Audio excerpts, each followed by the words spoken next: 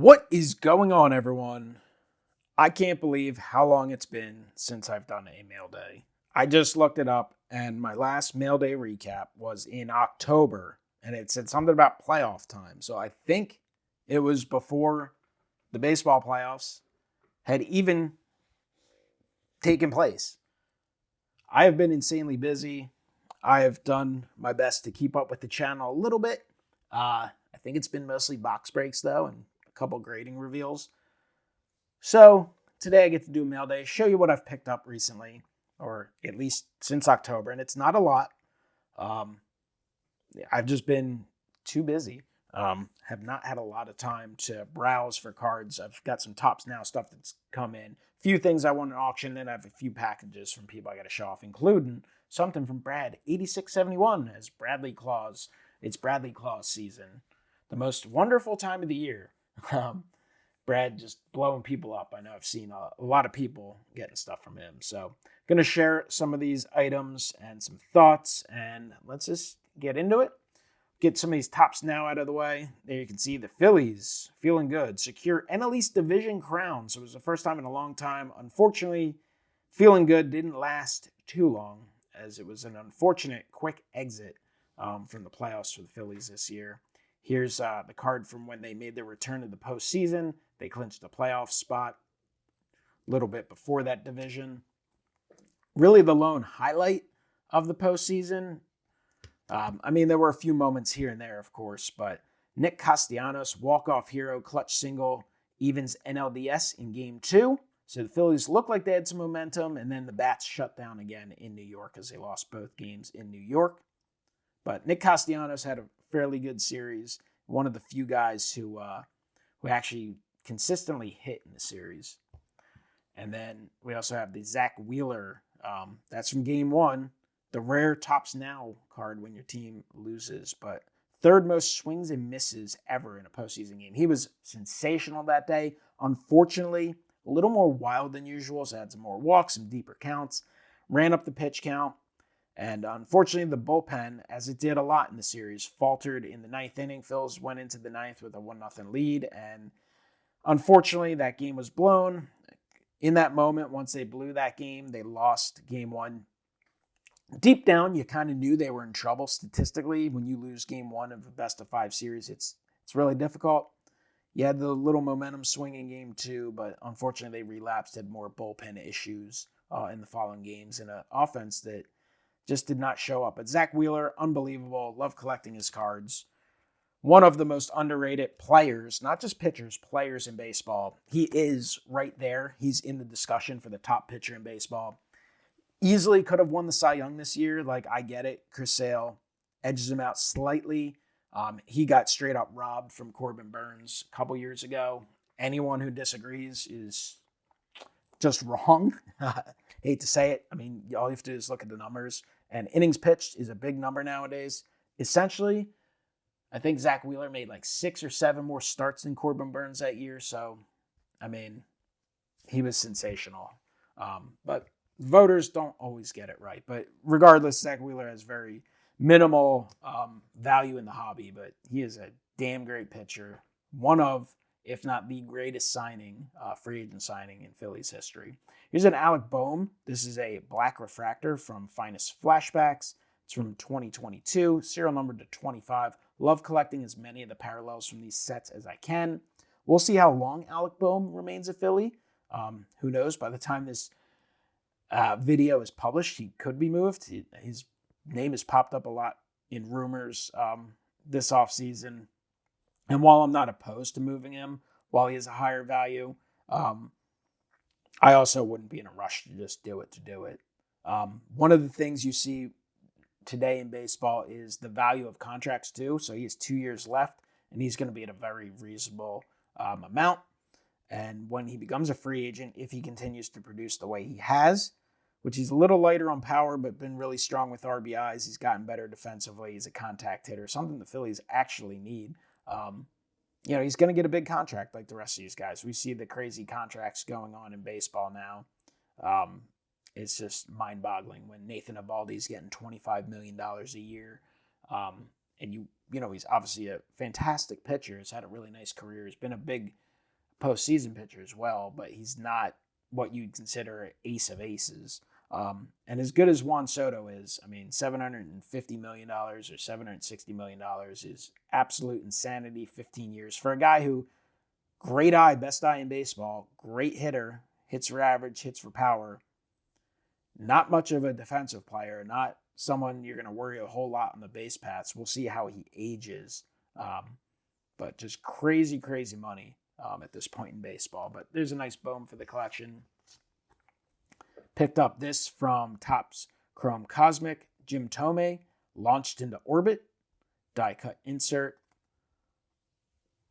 So a neat little one. Not too pricey. Let's get into these. So this is actually an odd card I've been chasing for a while. You'll see them on eBay. I try and win them at auction when I can. But this is from MLB Showdown, the playing game. It's from 2004. And then they had these foils, the Cooperstown collection, short prints, Richie Ashburn. Great image. This was also used on a either Topps or Topps Update short print probably 15 years ago or so. But yeah, this is a tough one. I mean, sometimes these will sell in the like $20-some range. I was able to win this one at auction, but I've lost out on this card so many times. I think it's a great looking card. I don't typically chase like these playing cards, but I think that's a fantastic addition to the Richie Ashburn collection. So, hey, fellow Phillies fans, you might want to look into that one, see if you can win that. Here is from this year's Allen and Ginter. They have the chrome parallels, and then they have refractor parallels of the chrome parallels. So this is the Harper Chrome Parallel Refractor. Always like picking up the Harper cards, so I was able to grab that one. This one, I try and get one of these every year if I can. This is also from Allen and Ginter. The Allen and Ginter Mini Stained Glass, super, super hard to pull. I mean, commons are probably going to go for $25 to $35. Stars can go anywhere from 50 to triple digits. Rookies, substantially more. This is the Bryce Harper stained glass. You hold this up to the light, you put it in the right light. I mean, it's going to look a little better even out of the holder and such. A couple layers of plastic on it. But I was able to nab this, grab it. Super happy to get that. And then it was sent to me in a plain white envelope. I get it. $5 and $10 cards, especially you can secure them. But sent like this, not taped down. Thankfully, it didn't move out. But in a plain white envelope, I mean, mind-boggling what some people will do on eBay. All right, and then I also have one more card, and then we have the customs. Probably one of the worst cards in my collection, but needed it for the PC, for the team set. I try and do the golden image variation team set for these last couple years. Still got a ways to go, because some of them I literally haven't seen or you've only seen once. The print run's probably a couple hundred, but so they changed this year. They changed and start doing the white borders instead of the black and white, so you can kind of notice something's different. Obviously, they have the golden back, but I feel like there's tons of these that get pulled by people who, open their couple boxes of Topps a year or whatever they do. They don't really super participate in the hobby, and they probably don't even know what they are. They might just be sitting in plain white boxes, especially if you get a guy like Taiwan Walker. So you just don't see crazy amounts of them. Anyway, I was able to grab this one at auction for the team set. Just not a great image, not a great looking Phillies card. A guy who had an okay season in his first year in Philadelphia, though he struggled down the stretch and was not on the postseason roster. Had an awful 2024. It's not even on him. His arm is just shot, it appears. We'll see. He's still under contract for a few more years at a pretty hefty number, but not a contract that has worked out really well for the Phillies. So got the Taiwan Walker golden image super short print variation going in the Phillies team set binder. And then the last little group here is a little group of these customs, which I've picked up before. Cigar box cards on, I'm sure he's on multiple things. I see him all over on Twitter /X, whatever you want to call it, but just does these cool things. I mean, they're hand cut. They are on cardboard stock. They're blank backs, but Piedmont, Bryce Harper looks great. We got the 500 home run club, Mike Schmidt. The Louisville Slugger bats, Mike Schmidt. And he'll do a group of different players, similar designs, and then make them available. And here's the Mike Schmidt as well. So a bunch of Schmidts. They're just super cool.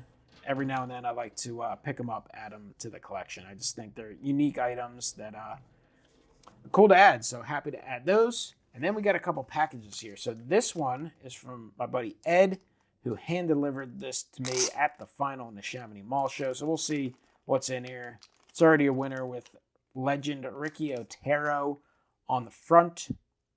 So Ed, thank you. Appreciate it. So we got the Ricky Otero Donruss card. I honestly not sure if I have this one from 97. I got a few Ricky Oteros. But the Donruss. We got Benito Santiago, Collector's Choice. I have one of these signed. Greg Jeffries. So we got some golden 90s. So in the golden age of Phillies baseball, when they actually could hit a little bit, but they could not pitch to save their lives. Greg Jeffries, hobby legend.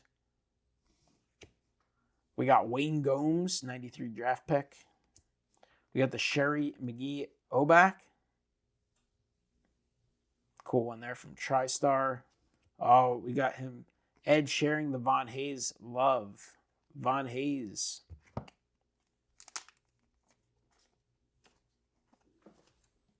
That's a 1990 top sticker.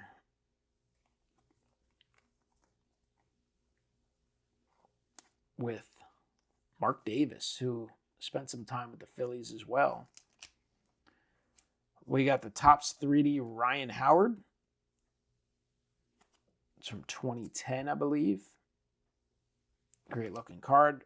We got Neil Walker, who had a cup of coffee with the Phillies, better known as a Pittsburgh Pirate, but played a little bit with the Phillies back in the pandemic season. That's from Update refractors, numbered to 250. We got a Silver Prism Jimmy Rollins. That is from 2013. Jimmy Rollins Panini Prism Silver. Very cool card that I did not have. Thanks, Ed. And an autograph from Absolute Football. Serial numbered 1 of 35. It's Hunter Henry. Cool card. Hunter Henry is having a pretty nice season in New England, specifically since Drake May's taken over. Drake May's looked really, really good. We'll see. Will he be a superstar or will he just be a very good quarterback? The future only knows, but he's been really good. Like, he's played very, very well this year. Sure, he's thrown some picks late in games and stuff in desperation times, but for a team that has very limited weapons, it's really Austin Hooper and Hunter Henry and not much else. It's been fun watch. So, signature standouts, Hunter Henry. Thank you, Ed. I appreciate you hitting me up, adding some cool stuff to the collection. And then we have Brad8671. So we will see. I cut this open. I did not pull it out. Brad is always over the top. Even if he just sent out empty envelopes, he is over the top. The amount of postage this guy spends, crazy. Crazy. But Brad, it's appreciated by me. Not just whatever you sent me, but whatever you send other people. It's a joy to watch people open their stuff. And crazy credit to you for going above and beyond in not only the cards you're sending, the postage you're spending, but the crazy amount of time it's taken to put this together. Obviously, very few are able to do what you're doing there. So appreciate it. Even writing the note. Merry Christmas, Mike. I hope you and the family are doing well. Here are just a few things I thought you might like for the collection. Take care, your friend. Brad8671. Brad Smith. Brad's a great guy. Even though he's a Dolphins fan, he's a great individual. Brad, thank you. Good thing we got the box cutter on standby.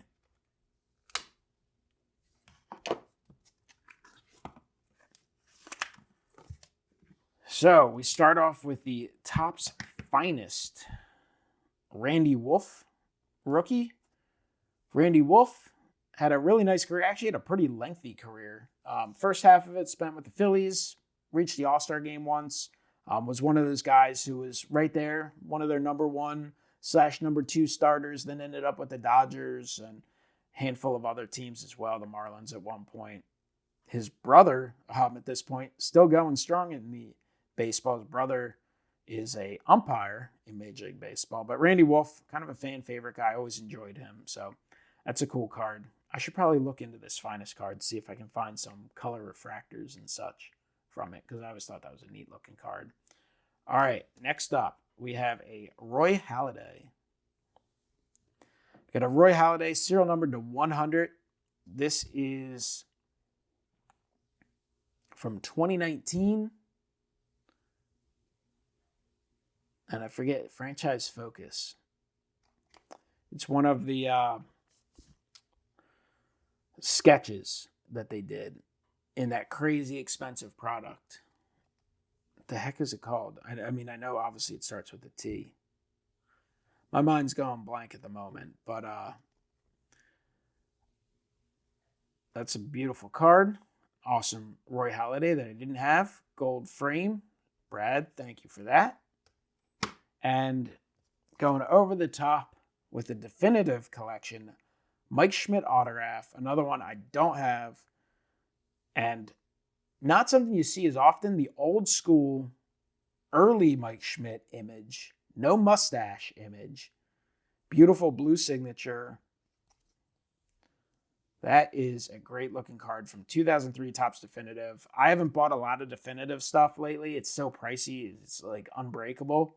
But their singles are awesome. And it's one of those products that when it comes out, I'll like glance a little bit, and usually the prices are kind of crazy and you got to wait for them to settle. And then I get distracted and busy, and every now and then you might look for stuff, but damn, Brad, I don't know what to say. Again, thank you. All awesome cards. Mike Schmidt, Hall of Fame, best third baseman of all time. I know the documentary just came out on MLB Network. I haven't been able to watch that yet. Can't wait to.